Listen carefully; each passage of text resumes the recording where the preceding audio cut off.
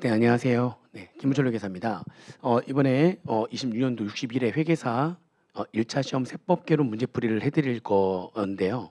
제가 그날 당일날 시험 보는 당일날 밤에 이제 그 저녁에 식사하고 난 다음에 이제 그 라이브를 했어요. 라이브를 해가지고 그날 당일날 라이브 하면서 전체적으로 문제가 어떻게 출제가 되고 이런 얘기 총평을 좀 했었고요. 그리고 그날 라이브가 끝나고 난 다음에 라이브가 한 10시 한 40분에 끝났나 10시 50분에 끝났나 그래서 그때부터 이제 제가 답안 작성을 해가지고 제 김무전 세법 카페에다가 그 해설지를 바로 올렸죠.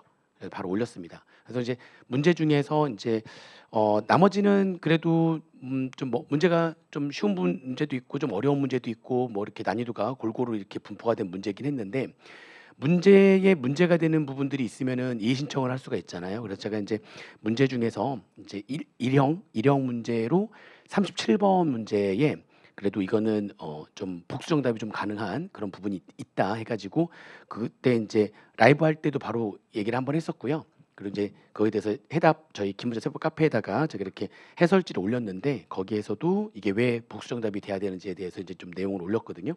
그래서 이제 그 복수 정답을 인정하는 거냐 안 하는 거냐라고 하는 건 출제위원회 어떤 이제 출제위원이 결정한다고 하더라고요. 이거 근데 볼 때 분명히 문제가 좀 있어요. 그래서 그 어떤 부분에서 또 문제가 있는지도 얘기해 드릴 거고요. 그리고 지금 오늘 지금 제가 계속 수업이 있어가지고 일단 라이브 그날 시험 당일날 라이브에서 총평하고 문제 몇 개 좀 풀어 드린 다음에 이제 그 전에 다 풀어놓긴 했었는데 쳐야 되잖아요. 라이브 끝나고 난 다음에 해설을 다 쳐가지고 제 카페에다 김우철 세포 카페에다 올려놓고 그리고 이제 이 찍는 거는 당일날 바로 못 찍어서 다음 날부터 계속 제가 오전 오후 계속 수업이 있어가지고 오늘 지금 오후에 수업이 지금 없는 날이 하루 비어가지고 오늘 문제풀이를 하게 됐습니다. 해설지는 이미 당일날 다 제가 다 쳐서 제 카페에다 올려놨으니까 다들 확인을 해보셨을 것 같고요.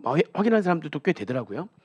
그리고 37번에 왜 이게 복수정답이 돼야 되는지 또 이의 신청을 할 만한 문제다. 물론 이제 받아주는 거는 이제 출제위원회 어떤 재량이긴 한데 이건 받아줘야 되는 부분이 아닌가 싶습니다. 왜 틀렸는지도 얘기해 드릴 거고요. 아마 들으시면은 이거 잘못됐구나. 이거는 여기 복수정답이 돼야 되겠구나라는 생각을 하실 겁니다.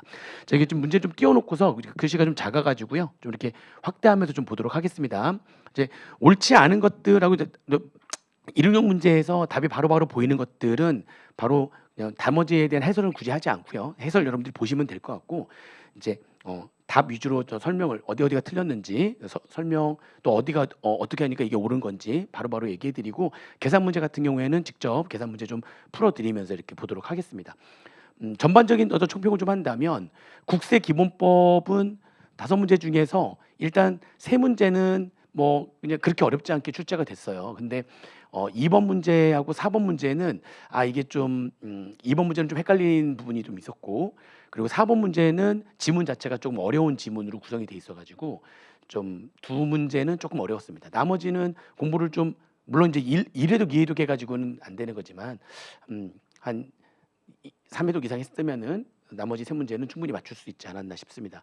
법인세하고 소득세도 어떻게 보면 난이도로 친다면은 엄청 어려운 문제가 나온 건 아니에요. 근데 좀 전 범위에 걸쳐 가지고 골고루 문제가 출제가 됐고요.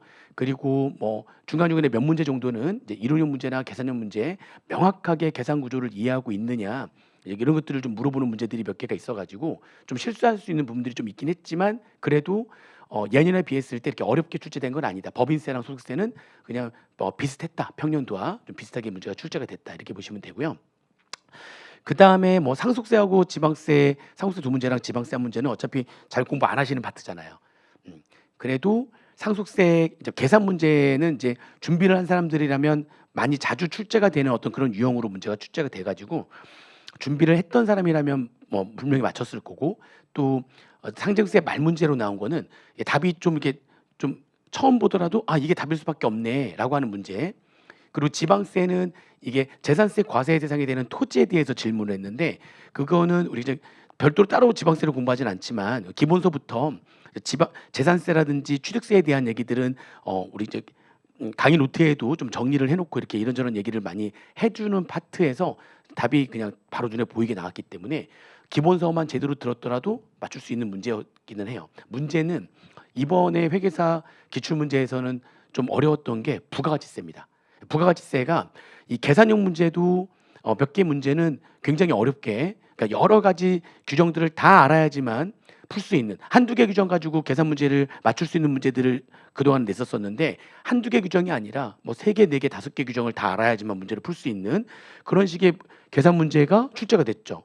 약간 그러니까 굳이 얘기한다면 2차에서 나와도 손색이 없는 문제들이 계산 문제로 나오긴 했어요. 그래서 부가가치세가 오히려 뭐 좀 어렵게 출제가 됐다. 뭐 우리 이제 회계사 공부하거나 또 세무사 공부하거나 하는 사람들 같은 경우에는 일반적으로 부가가치세 좀 쉽게 생각을 하는데, 부가가치세가 1차 시험에서 약간 2차 수준의 계산 문제로 이렇게 출제가 될 수도 있구나. 좀 어렵게 출제가 됐습니다. 그리고 부가가치세 말 문제도 이렇게 좀 쉽게 출제가 안 돼가지고 좀 신탁 관련된 이쪽 내용들이 또 문제가 좀 나오다 보니까 이쪽이 출제가 될 확률이 분명히 있다라고 얘기했는데, 그쪽 준비를 많이 안 한 사람들 같은 경우에는 또 좀 이론형 문제들도 조금 어려웠을 거다. 그래서 오히려 부가가치세가 법인세나 소득세에 비해서 좀 시간도 많이 걸리고, 그리고 좀 많이 틀릴 수밖에 없는 문제 난이도 자체가 좀 어려웠어요. 그래서 부가가치세가 좀 어려웠고, 법인세나 소득세는 막 완전히 어려운 문제는 아니었으나 전범위에 걸쳐서 골고루 문제가 출제가 됐기 때문에 뭐 합병이라든지 이런 것도 공부 안 한 파트들도 또 막 있을 거 아니에요. 최저한세, 뭐 합병 이런 것들도 공부를 좀 잘 안 한 파트들 같은 경우에는 당연히 또 이제 공부를 그 전범위에 걸쳐 나오다 보니까 공부를 안 한 파트 같은 경우에는 뭐 풀 수가 없잖아요. 그래가지고 아마 틀리지 않았을까.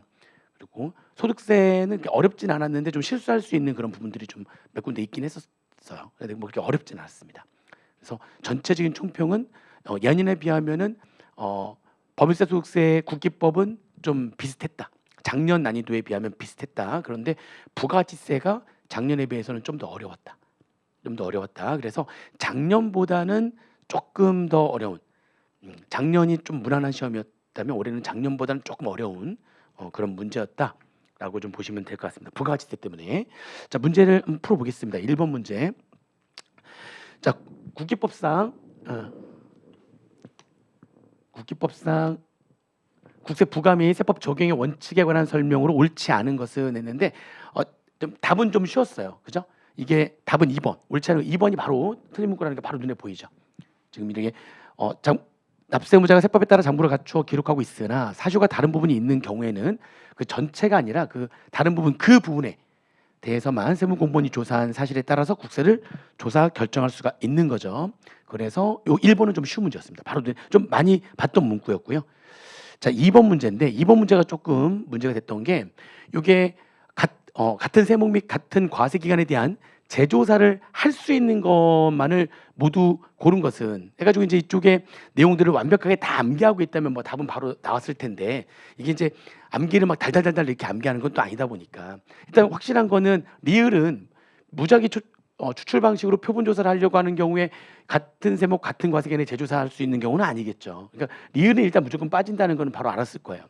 그렇죠? 그런데 이제 문제는 그러면은 니은 디귿 미음만 되는 거냐, 아니면 기억, 얘가 문제가 됐었어요. 얘가 니은 디귿 미음도 읽어보시면 거래 상대방에 대한 조사가 필요하면 나에 대한 조사가 아니니까 재조사할 수 있는 거고요. 납세자가 세무공무원에게 직무와 관련해서 금품을 제공한 경우에도 이것도 크게 잘못한 거니까 재조사 들어가는 거 맞고요. 또 환급금 결정을 하려고 확인 조사할 때도 환급금 돌려줘야 되는 환급금에 대해서 결정하는데 대충 할 수 없잖아요. 그거 결정을 하기는 확인 조사도 재조사할 수 있는 거죠. 니은 디귿 미음은 요거는 확실하게 맞는데 니은은 무조건 아니고 기억이 좀 걸렸던 거죠. 그래서 이게 국기법을 내용을 보시게 되면은 이 말이 또 나오기는 해요. 무자료 거래에 대한 내용이 나오는데 부산 투기라든지 매점 매석이라든지 무자료 거래 등 경제질서 교란 등을 통해서 세금 탈루 혐의가 있는 자에 대해서 일제 조사를 하려고 하는 경우에는 재조사를 같은 세목 같은 과세기간에 대해서 재조사할 수 있다. 거기도 무자료 거래가 나오는데, 이게 무자료 거래라든지 또는 매점 매석이라든지 부산 투기라든지 이런 경제질서 교란 등을 통한 세금 탈루에 혐의가 있는 자에 대해서 일제 조사가 들어갈 때에 재조사를 할 수 있는 겁니다. 요거는 그냥 무자료 거래 등의 거래 내용이 사실과 다른 혐의가 있다고 해서 무조건 재조사를 할 수 있는 것은 아니다. 아시겠죠? 그래서 요 정도만으로는 재조사 들어가는 게 아니다. 그래서 약간 기억이 조금 그랬어요. 요 때문에 아마 5번이라고 해가지고 공부 좀 한 사람들 같은 경우에 5번이라고 해가지고 많이들 틀리지 않았을까 싶습니다. 답은 기억이 좀 애매한 문구다. 요거 가지고는 제조사하는 건 아니다. 아시겠죠? 그래서 그 법에 보더라도 이 무자료 거래라든지 매점 매석, 부산 투기 이런 거래를 해가지고 경제치에서 교란 등을 통한 세금 탈루 혐의가 있는 자, 그죠? 그냥 사실과 다른 혐의가 있는 게 아니라 세금 탈루 혐의가 있는 자, 세금 탈루 혐의가 무자료 거래 등으로 세금 탈루 혐의가 있는 자들의 일제 조사를 들어갈 때 제조사할 수 있는 거다. 그래서 그게 조금 어려운 문구가 아니었나 싶습니다. 자, 3번은 이제 옳지 않은 거는 나머지는 다 옳은 표현인데 5번에 이제 과세는 적부심사 청구를 받은 날로부터 30일 이내에 그 결과를 청구인에게 통지를 안 했어요. 그래서 결정 통지가 지연됐어요. 이게 그런다고 할지라도 결과에 대한 통지를 하지 않았다고 할지라도 그래서 결정 통지가 지연됐다 할지라도 납부지원과세 부과는 합니다. 부과는 하는데 대신에 과세관청이 또 좀 잘못한 거가 있으니까 납부지원과세 부과는 하지만 50% 감면하는 거죠. 그래서 아예 부과하지 않는다 아닙니다. 부과는 하는데 본인의 잘못들도 좀 있으니까 50% 감면은 한다. 그래서 틀린 문구가 되겠습니다. 그래서 이 문제는 좀 괜찮은 문제가 아니었나. 교재에도 있는 문제고. 자, 그다음에 4번 문제가 이게 4번 문제가 좀 어려웠어요. 4번 문제가 이게 옳은 거를 지금 물어봤는데 옳은 거를 물어봤어요. 4번 문제. 결정 경쟁에는 옳은 거를 물어봤는데 얘가 좀 어려운 지문들로 좀 구성이 돼 있어가지고 이게 또 옳지 않은 것보다 옳은 거를 물어보는 게 좀 더 어렵긴 하는데 거기에다가도 문구들이 좀 쉽지는 않았습니다. 그래서 일단 옳은 표현은 이거는 지금 요거 4번만 옳은 표현이 돼요. 요것만 지금 사유가 발생해서 안 날로부터 3개월 이내에 결정 경쟁 청구하는 그 내용만 요것만 지금 맞는 얘기가 되는 거고요. 나머지들은 다 한 군데씩 틀렸죠. 여기 지금 이것도 잘 많이 보는 질문은 아니었어요. 과세표준 및 세액의 결정 또는 경정 결정은 과세표준 신고서 또는 기한 후 과세표준 신고서를 신고하는 당시에 납세지 관할 세무장이 결정 경정하는 것이 아니라 그 처분 당시에, 그죠? 신고하는 당시가 아니라 그 처분 당시에 납세지 관할 세무장이 하는 겁니다. 결정 경정하는 거기 때문에 그래서 이게 좀 이제 틀린 문구가 되는 거다. 좀 어려운 문구였고요. 그렇죠? 그다음에 요 2번은 요거는 이제 좀 상식적으로 내가 이제 환급세액을 너무나 신고해야 될 환급세액보다 더 과다하게 환급을 받은 거죠.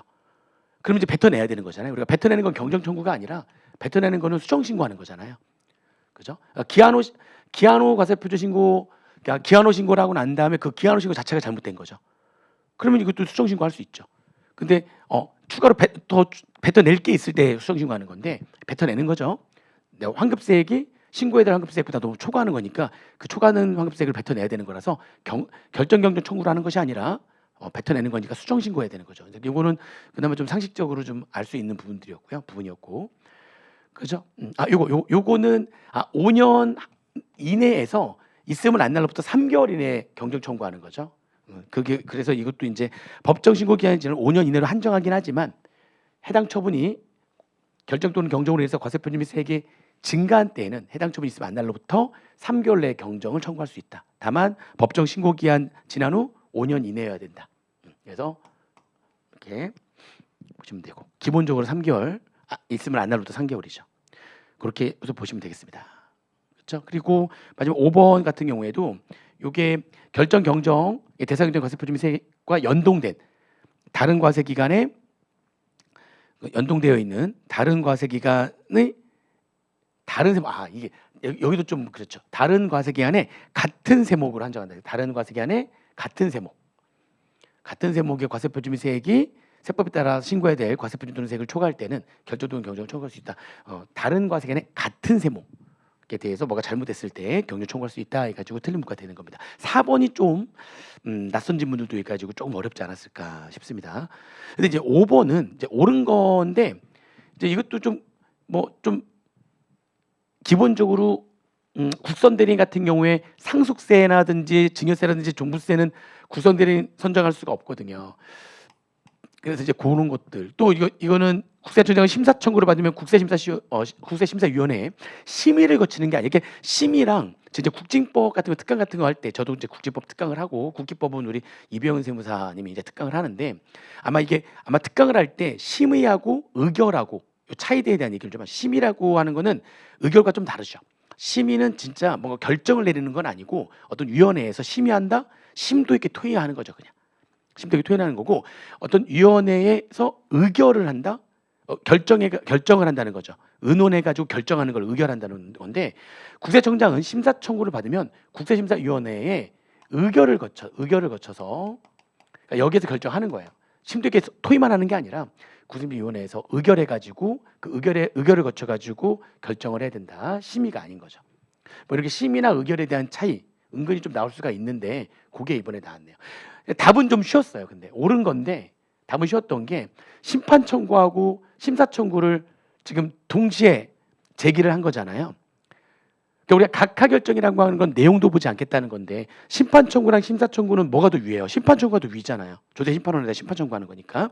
그러면은 두 개를 동시에 제기하게 되면 그러면 더 위 요거를 보는 거니까 뭐는 볼 필요가 없는 거죠. 그렇죠. 심사 청구는 볼 필요도 없는 거죠. 내용을.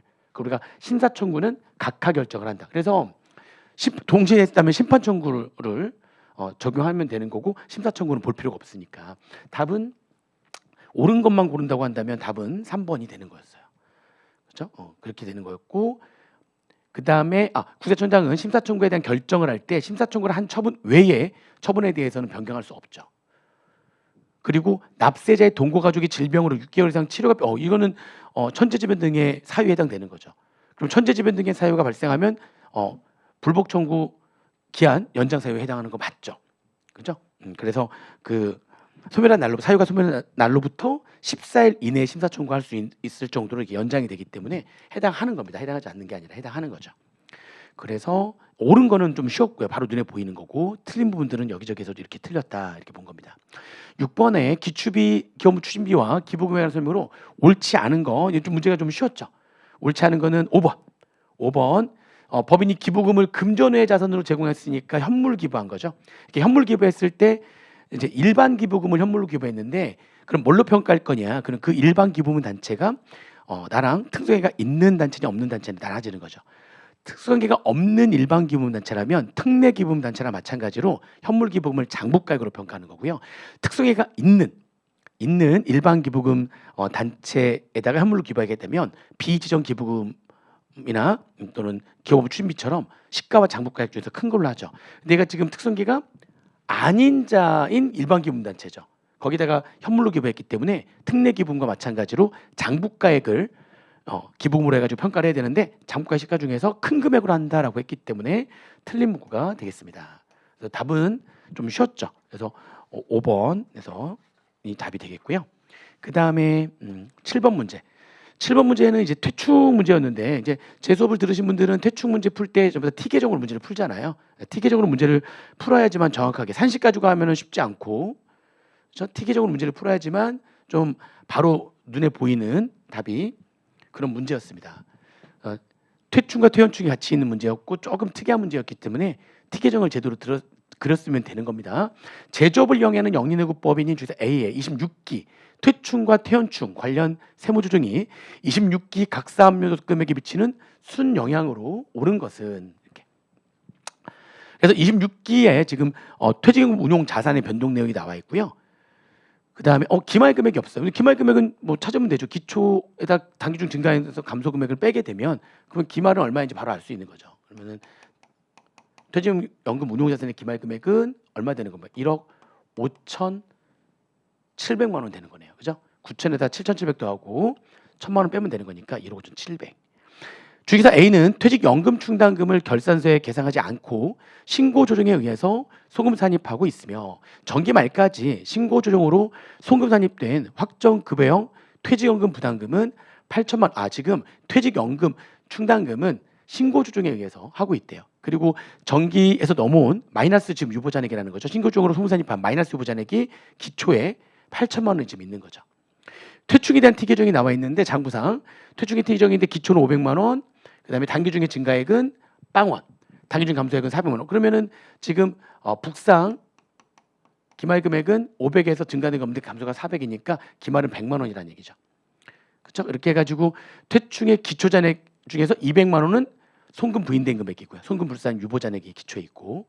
자, 문제는 이제 퇴충하고 퇴충에서 이제 문제를 푸는데 요거 이렇게 풀면 되죠. 장부상 퇴충 티계정 그리고 장부상 세법상 퇴충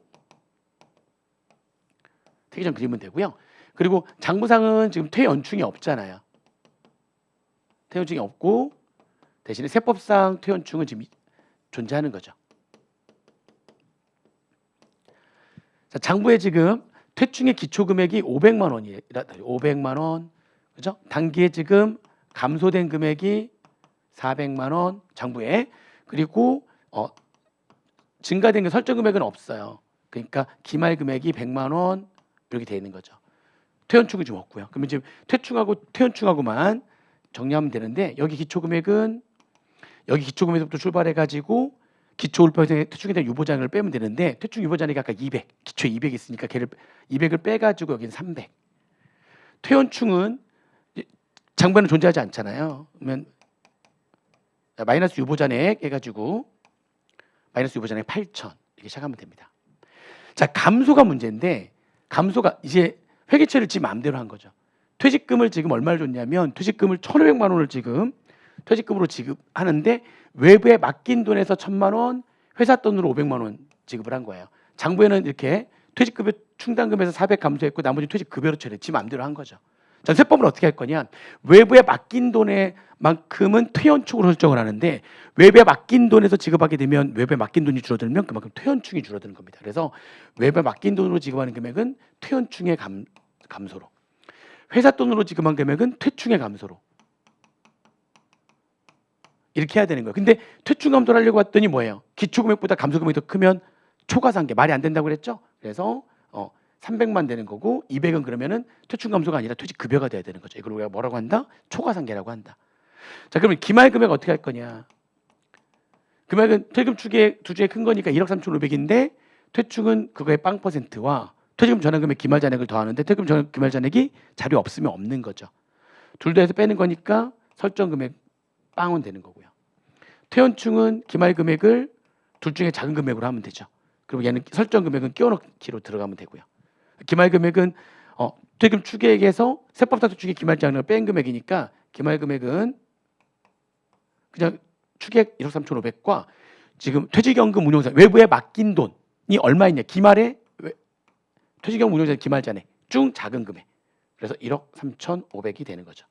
그럼 설정 금액은 더해서 얘를 빼는 거니까 그죠? 얼마냐면 설정 금액이 6,500. 자, 그러면 세무 조정은 어떻게 할 거냐? T계정 다 완성됐으니까요. 세무조정은 감소는 감소끼리 비교하고, 그죠? 감소는 감소끼리 왼쪽이니까 자산이라고 생각하면 되죠. 세법상 자산이 100만 원만큼 더 작으니까 왼쪽 송금 산입 100만 원 마이너스 유보하시면 되고, 설정은 설정끼리 비교하는 건데 없으니까 세무조정 할 게 없죠. 퇴연충은 감소는 감소끼리 비교하는 건데 왼쪽이니까 자산, 세법상 자산이 지금 여기 지금 1,000만 원이죠. 세법상 자산이 여기가 1,000만 원만큼 더 크기 때문에 왼쪽에 있는 건 자산이라고 생각하는 거잖아요. 송금 불산입, 퇴연충에 대한 1,000만 원 유보. 설정은 설정끼리 비교하는 건데 오른쪽 부채라고 생각하시고요. 세법상 부채가 6,500 더 큰 거니까 소금 산입 6,500 마이너스 유보. 세모 중에 순액은 마이너스 1 플러스 1,000 마이너스 6,500. 마이너스 6,600에다가 1,000이 플러스 하면 되는 거니까 마이너스 5,600. 답은 4번이 되는 거죠. 이렇게 T계정 분석법을 해서 문제를 푸시면 됐었다라고 하는 거고요. 장부상 회계 처리는 지 마음대로 했기 때문에 뭐 그렇게 하시면 되는 거다. 자, 8번 문제. 영리내국법인 중에서 A의 26기 부동산 임대 관련 자료다. 장부에 따라 소득 금액을 계산하는 경우에 26기 임대 보증금의 간주 임대로 계산을 해요. 간주 임대로만 계산하면 되는 거니까. 먼저 보니까 부동산 임대업을 주업으로 하고 있는 차입금 과다법인이죠. 그렇죠? 차입금 과다법인이면 간주 임대로 계산 들어가는 거고요. 그렇죠? 간주 임대로만 계산하는 거니까 뭐 월 임대료 필요 없죠. 임대 기간은 올해 1년 내내네. 26년도에 간주 임대료인데 26년 내내 지금 임대를 했으니까 적수 계산할 필요 없죠. 임대 보증금 2억에서 건설비 적수를 빼면 되는데 부동산은 25년도 6월 1일 날 취득했는데 그중에 건물 2억, 건설비 요것만 고려하면 되는데 이 건물을 전체를 빌려준 게 아니라 그렇죠? 건물 중에서 임대 면적은 40%래요. 그러면 요거의 40%만 건설비로 차감하면 되는 거죠. 너무 쉽죠? 그러니까 지금 임대보증금 2억에서 여기에 건설비는 2억인데 임대한 부분이 그중에 40%니까 임대한 부분에 대한 지금 건설비는 8천만 원이라는 얘기죠. 그럼 곱하기 적수 계산은 필요 없잖아요. 1년 내내니까. 정기예금 이자율 곱하면 되고요. 정기예금 이자율은 지금 5%로 가져간다고 했으니까 5% 하고 그다음에 금융수익, 이자 수익, 신주도 처분이 유가지권 처분이익은 처분 손실이 있으니까 상기한 순액으로 하는데 순액이 마이너스잖아요. 마이너스는 없는 걸로 하고 차감해야 되는 금융수익은 300만 원이죠. 너무 쉬웠다, 그죠? 그러면은 여기서 이거 빼는 거니까 1억 2천만 원에 5%. 600만 원에 300만 원 빼는 거니까 간주임대료는 300만 원 되는 거죠. 답은 5번이다. 매우 쉬웠던 문제죠. 간주임대료도 뭐 적수 계산할 필요도 없고요. 1년 내내 존재했던 거라서 적수 계산할 필요도 없고 너무 쉬웠던 문제다. 그죠? 9번 문제입니다. 9번. 영리내구법인 중에서 A에 이제 26기 수입배당금 입금, 수입배당금 입금세입을 하는데 26년도 3월 10일 날 BCD로부터 1,000만 원, 600만 원, 400만 원, 2천만 원을 배당금으로 수령해서 수익으로 계상을 했대요. 근데 이제 문제는 배당 기준일이 이거에 대한 배당 기준일이 25년도 12월 31일이니까 배당 기준일 전 3개월 내 주간 주식인 C 얘는 수입배당금 적용을 배제하니까 얘는 볼 필요 없고요. B하고 D만 가지고 계산하시면 되죠. 그죠? 현금 배당금 나온 거고 그리고 장부가액이 주식수나 장부가액 지분율에 변동이 없대요. 그러면은 우리가 이제 지급이자 차감액 계산할 때 지급이자 곱하기 총자산 적수 기말 총자산 곱하기 365일 분의 분자는 주식가액 곱하기 이것도 역시 변동이 없으니까 365일이니까 분자 분모의 365일은 굳이 계산 안 해도 되는 거죠. 1년 내니까. 그러면 지급이자 차감액을 계산하기 위한 지급이자를 보면 되는데 채권자 불문사채이자는 얘는 송금불세되는 거니까 빠지는 거고요. 그리고 연지급 수입이자도 제외시키는 거죠. 그러면 지급이자 차감액 계산하는 지급이자는 1,000만 원밖에 없는 거니까. 그리고 기말연재의 재무상표분 자산은 10억이다. 그럼 너무 계산이 너무 쉽죠. B는 지금 어때요? B는 여기다 해볼까요? B는 피처 해사블로 계산하는 거니까 배당금 1,000만 원에 빼기 이자 비용 1,000만 원 곱하기 기말 총자산 10억 중에 그죠? 얘가 2억. 1년에 둘 다 분자분모에 360으로 곱하는 거니까 곱할 필요가 없는 거죠. 곱하기 입금불사임률은 지분율이 20% 이상 50% 미만이니까 입금불사임률은 80% 이러면 이제 B에 대한 수입배당금 입금불사액이 나오는 거고요. 이게 640만 원 하면 되죠. D는 배당금 400만 원 지급이자 차감액은 지급이자 1,000만 원에 곱하기 총자산 10억 중에 D는 1억 곱하기 입금불사임률은 지분율이 50% 이상이니까 100%. 그죠? 그렇게 되면은 얘는 얼마냐면 얘는 300만 원. 입금불사임액은 940만 원. 이것도 이렇게 어려운 문제가 아니었죠. 어려운 문제 아니었습니다. 법인세 계산 문제 중에서 지금 그 T계정은 퇴충 퇴연충은 제 수업 들으면서 T계정 분석법 제대로 이해하셨던 분이라면은 그렇게 어렵지 않았을 텐데. 그죠? 계산 문제는 그렇게 어렵지 않아요. 법인세가 골고루 출제는 됐는데 이렇게 막 어렵게 나오진 않았어요. 자, 10번도 최저한세인데 최저한세는 사람들이 많이 좀 버리죠. 그래가지고 좀 그랬던 건지 버리지 않고 가져갔다라면은 쉬운 문제였어요. 쉬운 문제였는데 이제 다들 최저한세를 좀 버리죠. 그래가지고 아마 틀리지 않았을까 싶어요.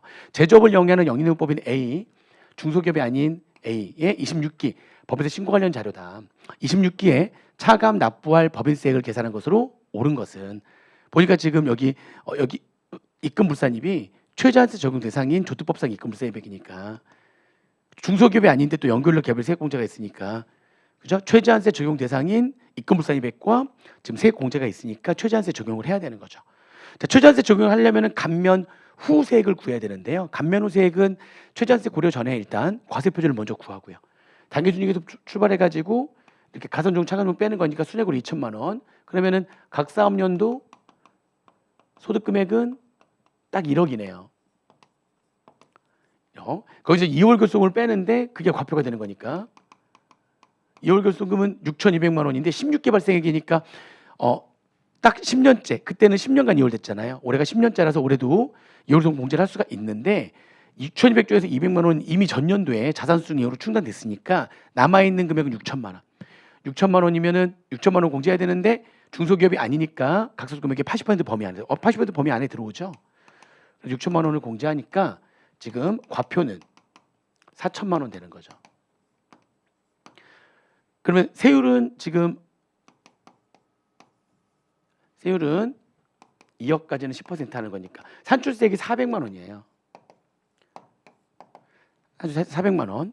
그리고 최저한세 적용 대상이 아닌 법인세법상 이건 최저한세 적용 대상이니까 얘가 최저한세 적용 대상이 아닌 법인세법상 외국납세 공제를 빼면 그게 최저한세 적용 대상이 이건 아닌 거고 얘가 최저한세 적용 대상 이게 최저한세 적용 대상인 거고 얘는 최저한세 적용 대상이 아닌 거는 감면호세계나 최저한세 다 구한 다음에 둘 중에 큰 금액 구한 다음에 그 뒤에 빼는 거고요. 얘는 최저한세 적용 대상이 아니니까.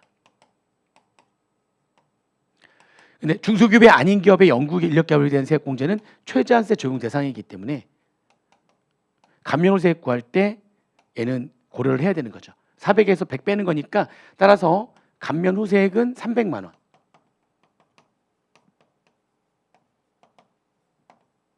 그럼 최저한세액은 얼마냐? 최저한세액은 감면 전 과표에다가 중소기업이 아니니까 감면 전 과표에다가 그게 100억까지라면 10%. 그리고 저기 최저한세를 알려줬어. 10% 알려줬죠. 감면 전 과표는 그냥 과표가 4천만 원인데 이게 1천만 원만큼 최저한세 적용 대상 입금물세입을 해가지고 4천만 원이니까 감면 전 과표는 5천만 원. 그거에 10%. 최저한세액은 500만 원. 자, 됐죠. 그러면 감면후세액보다 최저한세액이 더 크니까 최저한세액을 내야 되는 거잖아요. 그럼 최저한세액을 내는데 둘 중에 큰 금액 최저한세액 내고 거기다가 최저한세 적용 대상이 아닌 외국납세 공제 빼고 둘 중에 큰 금액인 500만 원에서 외국납세 공제는 최저한세 적용 대상이 아닌 거니까 둘 중에 큰 금액 구한 다음에 빼면 되고, 그죠? 그 다음에 가산세는 없고 중간납세액이 있으니까 여기서 또 30만 원을 또 빼면 그러면 차감 납부할세액이 나오는 거죠. 총부담세액을 물어봤다면은 50만 원만 빼면 되고, 그죠? 차감 납부할세액을 물어봤으니까, 그죠? 그러니까 30만 원도 또 빼가지고요. 얼마 되는 겁니까? 420만 원이 최저한세 고려한 뒤에 차감 납부할세액이 되는 거죠. 답은 4번이 되겠습니다. 최저한세 문제 중에서 이렇게 어려운 문제는 아니었던 거죠. 그렇죠? 자, 그 다음에 11번 문제. 이것도 그렇게 어려움, 아이고.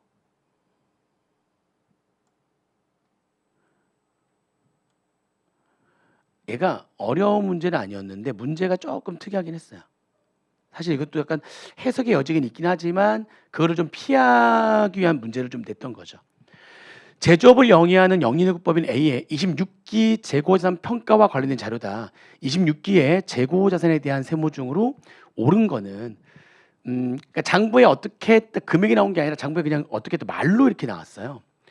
그래서 이것도 살짝 조금 이견이 있을 수 있긴 한 거는 이게 제품의 평가 방법을 원가법에 따른 총평균법으로 신고를 해서 적용하고 있다.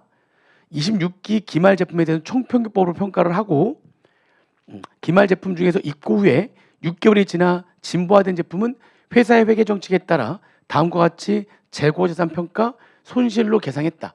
총평균법으로 지금 평가를 했는데 이게 문제는 그럼 장부상 금액이 이게 요거란 얘기잖아요. 86만 원. 근데 지금 이렇게 감액을 처리했는데 이게 일종의 이것도 임의 변경으로 볼 수도 있거든요. 문제 풀 때. 그냥 얘를 부인하는 게 아니라 이렇게 이게 시가가 떨어졌다고 해가지고 저가법으로 신고도 안 했는데 그러니까 신고한 방법으로 평가를 안 한 거잖아요.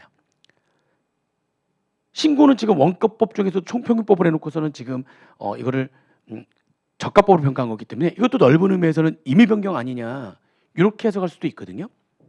그럼 임의 변경이라면 장부에는 어떻게 되느냐? 장부에는 지금 86만 원 돼 있는데 이게 세법은 그럼 얼마로 해야 되는 거냐 해가지고 세법은 둘 중에 큰 걸로 해야 된다.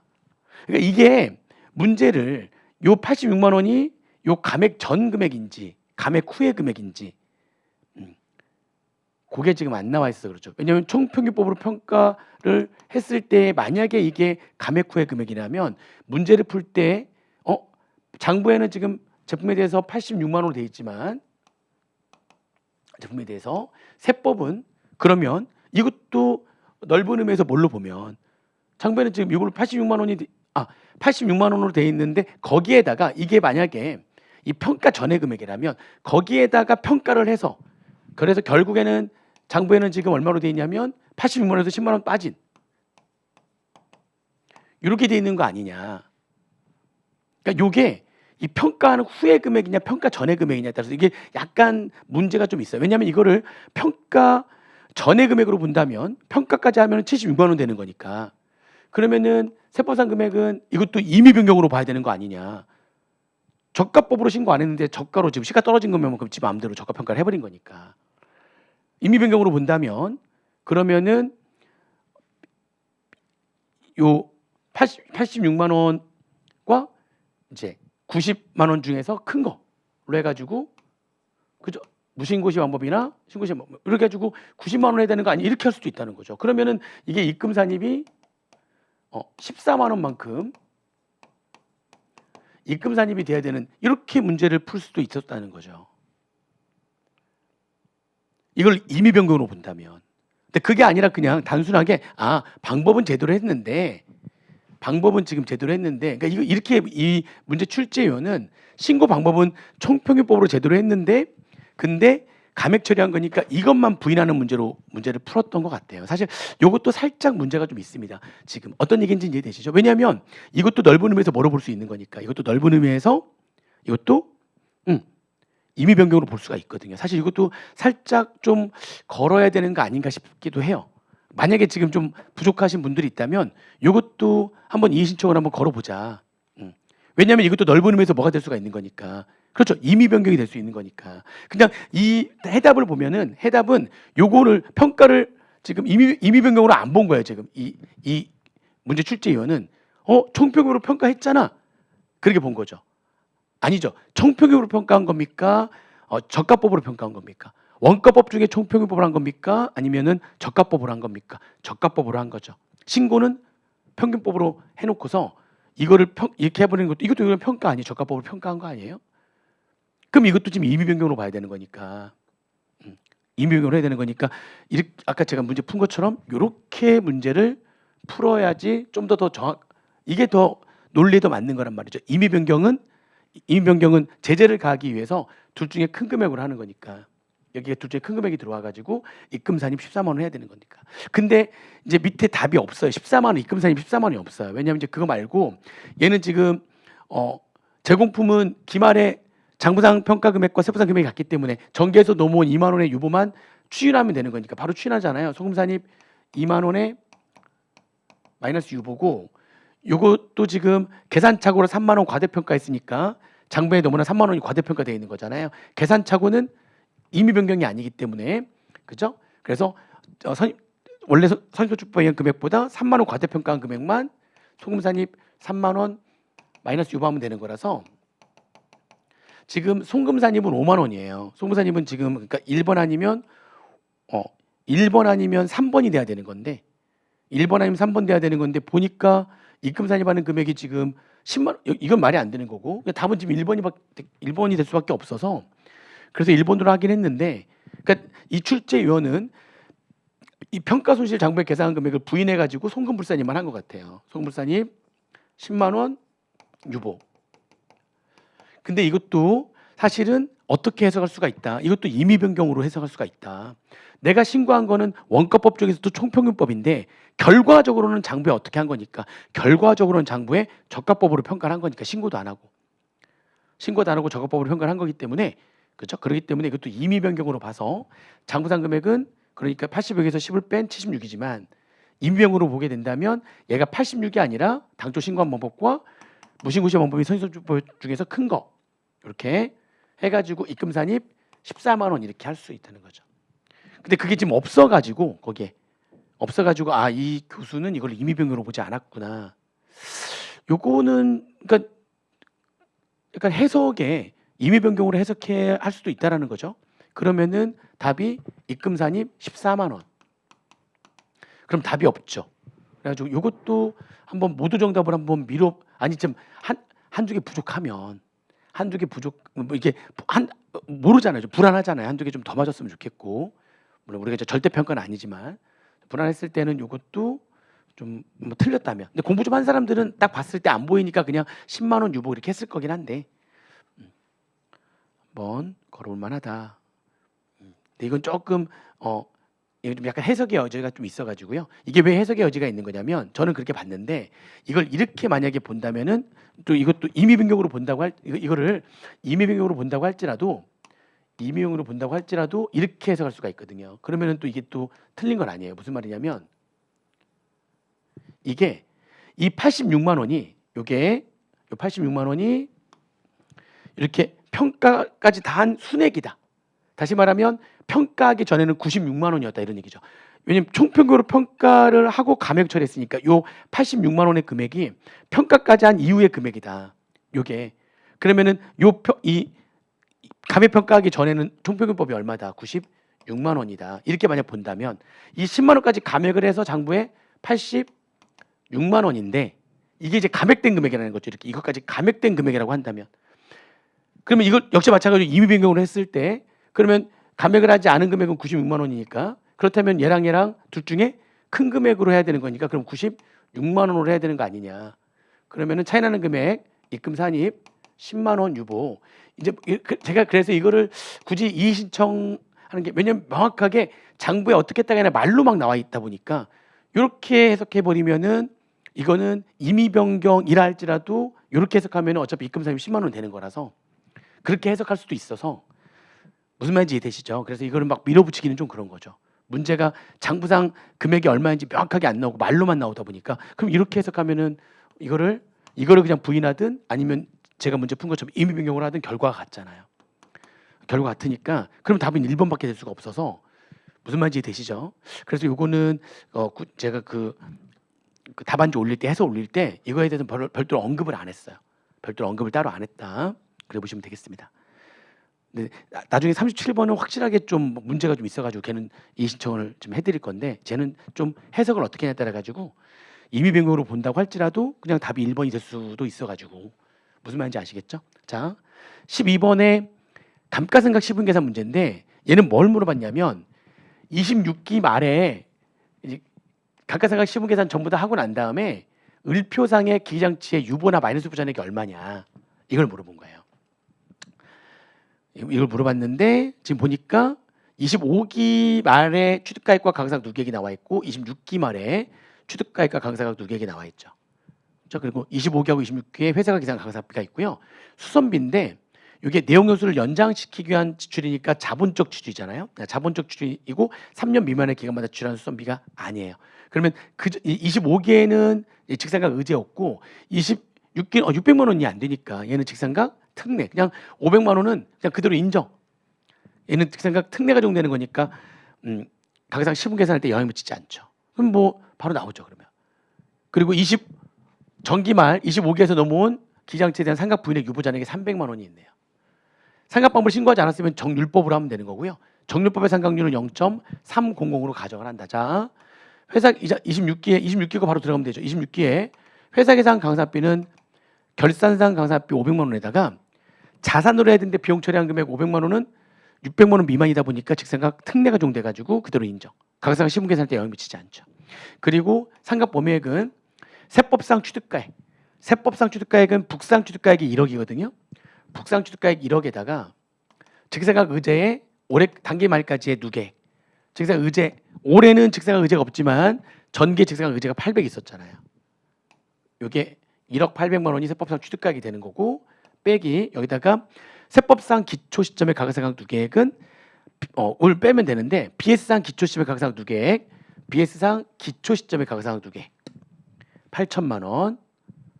그리고 거기에다가 상각 부인의 유보잔액만큼은 세법상 가계상각비 인정이 안 된 거니까 빼면 되고 또 직상각 의제액만큼 가계상각 누계액이 증가돼야 되는데 기초 시점이니까 올해 거 말고 정기까지의 직상각 의제의 누계액을 더해주면 되죠.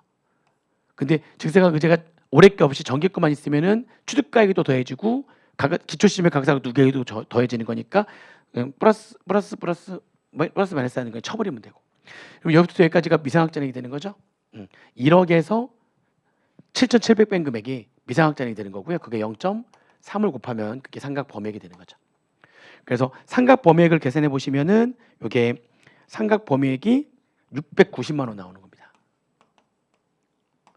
그죠? 그러면 지금 시인 부족액이 떴으니까 190만 원과 전기세율 300만 원 중에서 작은 금액만큼 소금 산입 190만 원 마이너스 유보로 추인하죠.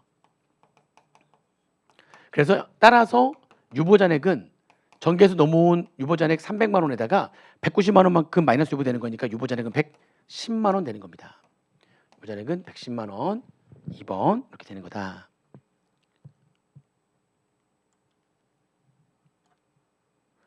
보시면 되고요. 13번 제조업을 영위하는 영리내구법인 A의 26기 세무조정에 관한 자료다. 건물의 양도 및 사택 임대와 관련된 세무조정이 26기에 각 사업연도 소득금액에 미치는 순영향으로 오른 것은 이렇게 세무조정 각사소득에 미치는 순영향을 물어봤어요. 먼저 첫 번째는 이게 특수관계인한테 시가 5억짜리 건물을 3억 원에 저가 양도한 거죠. 저가 양도했으면은 특수관계자에게 저가로 양도했잖아요. 그리고 금액 차이 나는 금액이 지금 시가의 5% 이상이니까 현저한 이익 요건을 추정했고요. 부기부가 적용되는 거죠. 부기부가 적용되는 거니까 지금 손해난 금액 5억 받아야 되는데 3억 받은 금액에 대해서 송금불산이 부당예산 부인 차이 나는 금액 2억. 그렇죠? 그리고 상대방의 특수관계인인 그냥 갑이라고 돼 있으니까 아무튼 사회 유출로 될 거죠. 송금불산이 부계부 2억 사회 유출, 기타 사회 유출 중에 하나가 되겠죠. 그다음에 사택의 임대인데 수액주주가 아닌 출자 임원에게 사택을 26년도 1월 1일부터 27년도 말까지 계속 임대를 했고요. 그리고 보증금 1억을 받았어요. 임대료는 매월 20만 원씩 받았고요. 그렇죠? 그리고 정기임대 5%나 작으면 적정 임대료보다 임대료 받은 거는 매월만 20만 원씩이니까 곱하기 12개월 해가지고 1년 동안 240만 원 받았잖아요. 그럼 적정 임대료에 비해 가지고 얼마만큼 손해가 났느냐? 그럼 또 부계부를 적용하면 되는 거니까요. 그래서 적정 임대료 계산하는 거 어렵지 않죠. 적정 임대료는 빌려준 시가의 50%, 적정 임대료는 4억에 50% 한 다음에 거기서 보증금 1억 빼고 남은 금액에 정기예금 이자할 만큼을 곱한 금액을 적정 임대료를 하는 거죠. 그죠? 그러니까 적정 임대료가 지금 500만 원이에요. 1년 내내 20년도 1년 내내 빌렸으니까. 근데 내가 받은 임대료는 얼마냐면 20만 원씩 12개월이니까 240만 원. 내가 손난 금액은 260만 원. 그 손해난 금액은 여기 시가 적정 임대료가 시가잖아요. 그게 5% 이상이니까 이것도 부기부가 적용되는 겁니다. 송금 불산입 또는 입금 산입, 그죠? 출자 임원에 대한 사유출이니까 상여. 세무 중에 순액은 2억 260만 원. 2억 260만 원. 답은 4번이 되는 겁니다. 그렇죠? 보시면 되고요. 그다음에 14번 법인세 신고 납부에 대한 설명으로 옳은 거를 물어봤어요. 옳은 거. 이것도 조금 14번 문제 조금 어려워했을 수도 있을 것 같아요. 조금. 네, 답은 좀 쉬웠는데 옳은 거. 1번은 왜 틀렸냐면 이거 지금 외방법 외감 대상 감사가 종결되지 아니었다는 사유로 신고기한 연장할 때는 법정 신고기한 종료이 아니라 3일 전까지 신고해야 되는 거죠. 그렇죠? 그리고 현금 흐름표는 필수적 제출 서류가 아니기 때문에 그거 첨부하지 않는다고 할지라도 무신고로 보는 거 아니죠.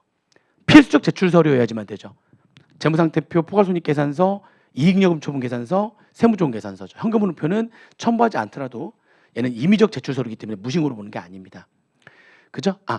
이게 3번은 이게 법인세법, 그러니까 법인도 성실고 확인 서류를 이게 기업업무 추진비 일반 한도가 절반만 인정이 되는 그런 법인의 경우에도 성실고 확인서를 제출해야 되는 거고요. 그리고 성실고 확인서를 제출해야 되는 개인 사업자가 이게 법인으로 전환해 버리는 거죠. 성실고 확인 신고 안 하려고. 법인으로 전환을 했을 때 3년 내에는 아무리 법인이더라도 성실고 확인 신고서를 제출해야 돼라고 했는데 그 법인이 외부 감사를 받는 법인이라면 성실고 확인서 제출할 필요 없죠. 감사로 끝나는 거니까. 얘가 맞는 겁니다. 감사를 받는데 감사가 회계사들이 몇 명이 와가지고 감사하는 거니까, 그죠? 성실고 확인서 그냥 성실하게 한 겁니다라고 도장 찍어서 내는 거 할 필요 없다는 거죠. 더 센 감사를 받았기 때문에. 그래서 3번이 맞는 거고요. 그리고 분납하는 거 1,000만 원, 이제 1,000만 원 초과 2,000만 원 이하일 때는 납부할세기. 그럼 1,000만 원 초과하는 금액을 분납하는 거고 2,000만 원 초과하게 되면 50% 이하의 금액을 분납하는 거잖아요. 그리고 이것도 중간납세액에서 얘기를 했지만 이게 공시상 기업 집단에 속하는 기업 같은 경우에는 우리가 중간납세액 계산하는 방법 두 가지 중에서 얘 원래 공시대상 기업 집단에 속하는 기업은 대기업이다 보니까 니네들은 이거 무조건 해당 중간합 기간에 법인세를 기준하는 방법에 따라서 중간합세 계산해야 돼. 해야 돼. 그런데 공시대상 기업 집단이 여기 대기업 안에 여러 계열사들이 있는데 그중에 얘가 공시대상 기업 집단에 속하는 법인이긴 하지만 공시대상 기업 집단은 중소기업이 될 수 없거든요. 근데 얘가 실제 규모는 작은 거야. 매출액 중소기업이 되려면은 여러 가지 요건을 충족해야 되는데 그중에 매출액 기준으로 중소기업의 요건을 충족하는 거예요. 중소기업은 될 수 없는데 매출액 기준으로 중소기업의 요건을 충족할 만한 아무리 공시대상 기업 집단을 할지라도 실제 규모가 작은 기업이라면 그래 너네는 다시 원칙대로 직전 사업연도에 법인세 산출세액을 기준하는 방법과 해당 중간합 기간에 법인세액 실적 기준하는 방법 중에서 선택할 수 있게 해줄게. 그래서 지금 공시대상 기업 집단에 속하는 기업인데 업종별 매출액 등을 고려하여 대통령령으로 정하는 법인. 이게 업종별 매출액 등을 고려했더니 중소기업에 해당되는 요건. 근데 실제로 중소기업은 될 수 없죠. 공시대상 기업 집단은 중소기업이 될 수 없는데 매출액 기준으로 봤을 때는 중소기업의 요건을 충족한다는 겁니다. 그런 법인이라면 이걸로 요 방법으로만 하는 것이 아니라 직전 3도의 법인 산출세액과 그 다음에 중간합 기간에 법인 해당 중간합 기간에 법인세를 기준하는 방법 중 선택해가지고 중간합세를 계산하게 되어 있는 거죠. 꼭 이걸로만 하는 게 아니죠. 그렇죠? 그렇게 해가지고 14번은 아무튼 3번만 옳은 거고 나머지는 다 이렇게 틀린 문구가 되겠습니다. 그리고 15번 문제.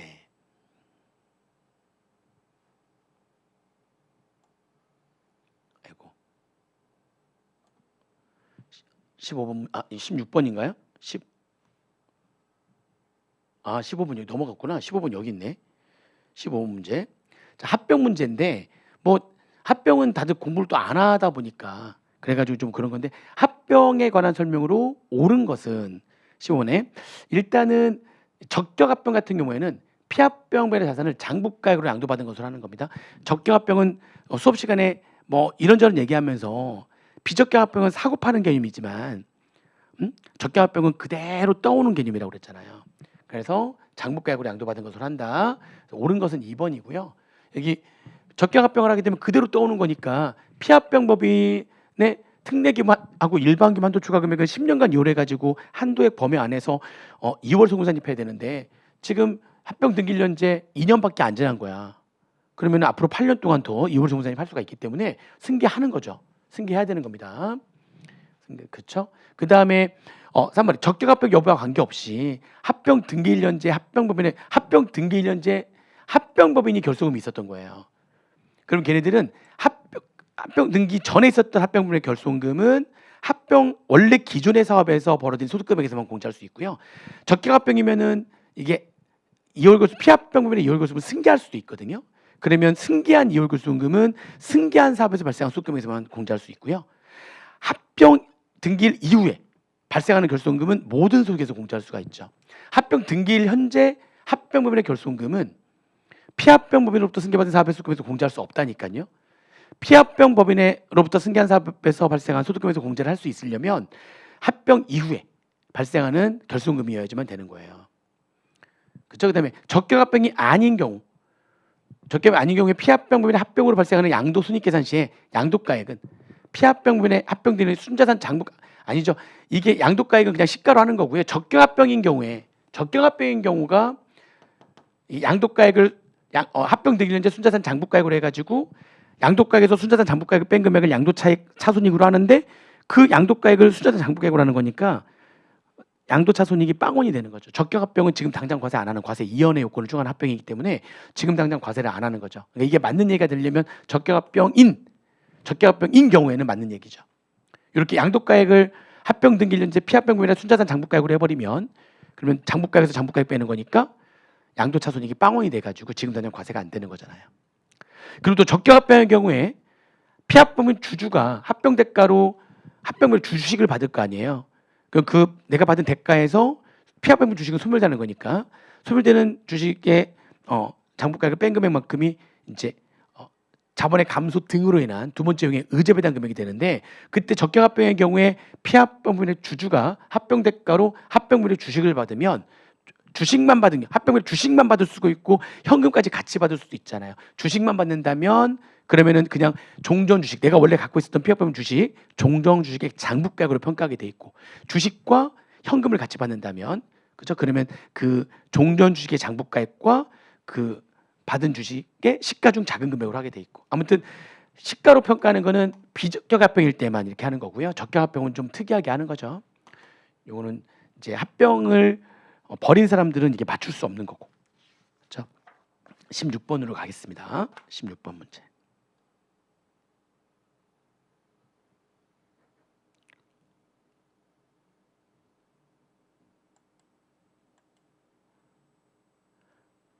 문제를 보죠.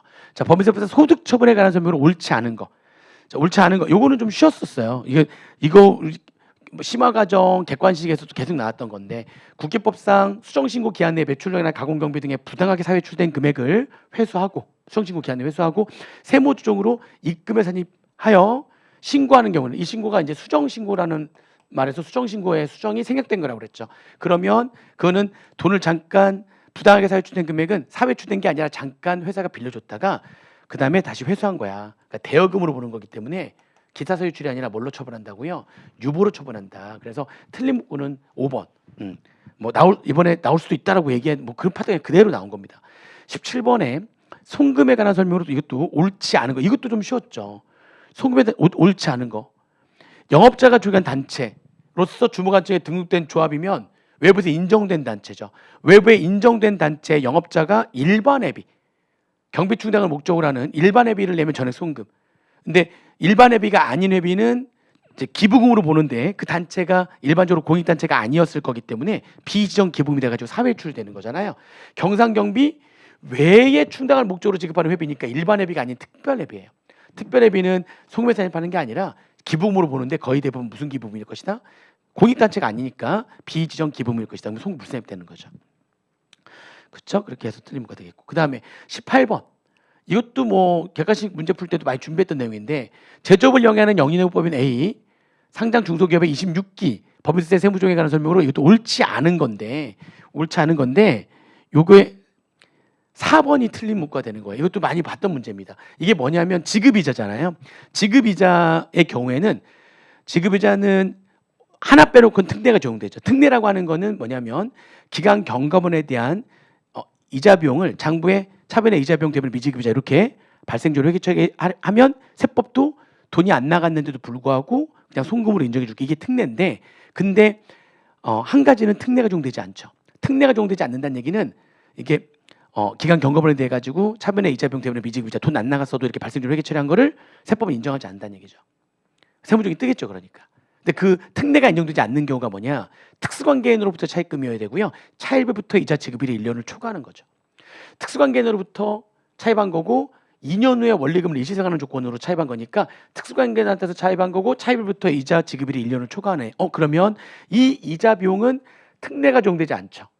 그래서 아무리 기간 경과분에 대해 가지고 이게 미지급이자 10만 원을 차변의 이자 비용 대비 미지급이자 이렇게 계상을 했다고 할지라도 특례가 적용되지 않기 때문에 세법은 얘를 송금 불산입해야 됩니다. 별도 세무조정 하지 않는다. 이 얘기는 그렇게 기간 경과분에 대해 가지고 이자 비용을 차변의 이자 비용 대비 미지급이자 이렇게 처리하면 세법에서 특별히 인정하겠다는 건데, 걔는 특례가 적용된다는 거고 얘는 특례가 적용되지 않는 거기 때문에 아무리 이자 비용 미지급이자 잡았다 할지라도 인정이 안 되는 거죠. 그래서 송금 불산입 10만 원 유보가 떠야 되는 거기 때문에 세무조정이 필요한 겁니다.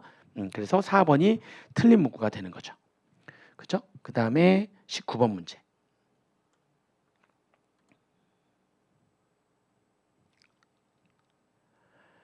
업무용 소용. 이 문제는 조금 웃긴 문제였는데, 이게 제조업을 영위하는 영리내구법인 주제 A의 26기 업무용 수용자 관련 자료다. 업무용 수용자 관련 세무조정으로 인해서 각 사업요소금액에 미치는 순영향으로 옳은 것은, 일단 업무용 수용차 한 대인데 그게 6천만 원짜리 8천만 원이 넘어야지만 법인 전용 번호판 부착을 하는 거죠. 연두에 부착하는 거고요. 6천만 원이니까 부착 안 해도 돼요. 부착 안 해도 되고, 대신에 업무 전용 자동차 보험에 가입을 했었어야 되는 거죠. 업무 전용 가입을 했네. 이건 가입했고, 법인 업무용 자동차 등록번 부착은 안 해도 관계없습니다. 8천만 원이 넘지 않기 때문에 대표이사가 사용하는 거고, 운행 기록부를 작성 및 비치를 했대요. 이게 이제 문제가 되는 건데, 그리고 상시 근로자가 10명이기 때문에 그게 소규모 법인은 아니라는 거죠. 소규모 법인일 때는 좀 더 주의를 해야 되는 건데 소규모 법인은 아니고. 6천만 원에 1월 10일 날 취득을 했는데 먼저 감가상각 시부인 계산을 먼저 하는 거죠. 회사가 감가상각을 계산하지 않았다 할지라도 5년 정액법으로 계산한 상각범위면 그 강제상각 6천만 원이니까 5년 정액법으로 계산하면 상각범위액이 1,200만 원. 그러면 세무조정을 해야 되는 거죠. 감가상각 시부인 계산에 송금산입 1,200만 원 마이너스 유보. 그래서 세법상 송금으로 인정되는 감가상각비가 1,200만 원. 그러면 1,200만 원하고 그 이외 여러 가지 기타 비용이랑 해가지고 1,200만 원하고 기타 비용해서 그래서 관련 비용이 1,500만 원이 된 거죠. 근데 이제 문제는 관련 비용이 1,500만 원이 되면 운행기록부를 작성을 왜 해요? 운행기록부를 작성했다라도 그냥 버리면 되죠. 세부담은 최소화하는데. 아니 직원이 운행기록부를 작성을 했어요. 80% 운행기록부 작성해서 이게 80%인데 관련 비용 합계금액이 1,500만 원 이하면 그러면 운행기록부 없으면은 그냥 100%를 업무 사용 비율로 다 인정해 주는데 그럼 작성했더라도 찢으면 되잖아요. 이게 1,500만 원이니까. 근데 얘는 굉장히 이제 작성을 했대요. 했다면 어쩔 수 없이 이걸 해야 되는 겁니다. 실제 실무에서는 했더라도 어떻게 하면 되죠? 찢으면 되죠. 했더라도 찢으면 되는데 왜냐면 이게 다 송금으로 일단 일정이 되고 그럼 송금으로 인정된 감가상각비 중에서 800만 원 초과하는 금액인 400만 원만 송금 세입하면 되는 거니까 800 초과분에 대해서 요것만 하면 되는 거잖아요. 송금세입은. 근데 그게 아니라 80% 하는 바람에 이 전체 금액에 대해서 20%는 송금세입 됐고 1,500만 원 20%니까 송금세입 300만 원 대표이사 상여라고 됐고 그러니까 하는 바람에 그냥 찢어버리면 되는데 찢어버리면 이것만 뜨는데 근데 이 운행기록을 작성했다라고 하는 바람에 400만 원 송금세입 되고 그러면 요거에 대한 80%에서 800 초과하는 금액에서 또 송금세입 또 하고 업무 사용 금액 중 감가상각비 800만 원 초과분 요거에 80% 하면 얼마예요? 1,200만 원에 80% 하게 되면은 960이니까 960에서 800만 원 초과하는 금액은 160이죠. 160만 원 송금세입 유보. 그래서 지금 이게 송금 불산입하는 금액이 여기에 460만 원. 그리고 송금산입이 1,200만 원이니까 해가지고 순액으로 해가지고 얼마 되는 거냐면 순액으로 마이너스 740만 이렇게 된 건데 사실 운행기록부를 만약 찢어버렸다면은 이 송금산입 1,200만 원에다가 찢어버렸다면 그냥 일단 이거 다 일단 인정되고 이 중에 800 초과되는 것만 송금세입 되는 거니까 마이너스 800만 원 되는 거죠. 그게 답이 없어. 아무튼 일단 중요한 거는 작성을 했대. 그러니까 바보지. 이 합계 금액이 1,500만 원 딱 되면은 작성했더라도 찢어버리면 되는데 없다고 해버리면 되는데 그죠? 끝까지 있다고 했기 때문에 아무튼 이건 뭐 그 이의 신청할 수는 없어요. 작성을 했다고 했기 때문에 실무에서는 그냥 찢는다는 거지. 했기 때문에 요거 고려해서 마이너스 740만 원이 답이 되겠습니다. 자, 소득세 문제인데 딱 20번까지 하고 갈게요. 20번 종합소득의 납세 절차에 관한 설명으로 옳지 않은 거는 그래서 요것도 뭐 그냥 그렇게 어렵진 않았습니다. 왜냐면 답이 옳지 않은 건 3번인데 이게 지금 직전두 상시 고용인은 20명 이하인 어조의 의무자잖아요. 어조의 의무자가 세무사로부터 승인을 받으면 반기별 납부를 할 수 있잖아요. 그러나 아무리 승인을 얻어가지고 반기별 납부 대상자라 할지라도 인정상여, 인정배당, 인정기타속 법인세법에 따라서 처분된 상여가 인정상여잖아요. 얘네들은 무조건 매월 납부해야 되는 거죠. 그래 인정상여, 어조의 상여는 다음 달 10일 날. 근데 인정상여인데도 불구하고 반기에 마지막 달에 다음 달 10일 반기별 납부할 수 있다? 아닙니다. 아무리 반기별 납부 대상자가 맞을지라도 인정상여, 인정배당, 인정기타속은 그 지급 시기 원천 시기의 특례일에 다음 달 10일 날 무조건 반기별로 하는 게 아니라 다음 달 10일 납부를 해야지만 되기 때문에 이렇게 반기별 납부를 할 수가 없는 거죠. 그래서 이거는 또 많이 문제에서 다뤘던 문제 중에 하나입니다. 3번이 틀린 거가 되겠다. 자, 이제 절반 정도 풀어봤습니다. 잠깐 쉬었다가 21번부터 40번까지도 문제를 풀어보도록 하겠습니다. 잠깐 쉬었다가 할게요.